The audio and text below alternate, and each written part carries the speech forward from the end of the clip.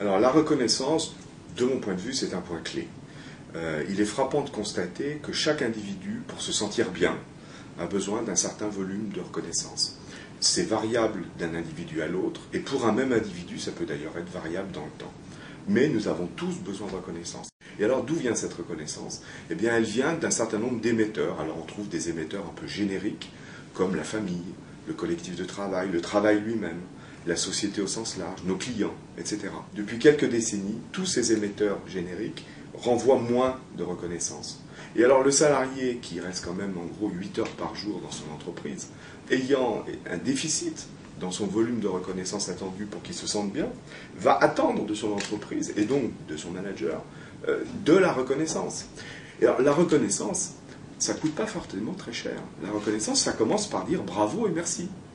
Il suffit de décider, d'avoir envie de reconnaître quand les choses vont bien, et de ne pas simplement aller voir ses équipiers ou ses collaborateurs quand les choses vont mal pour les réprimander.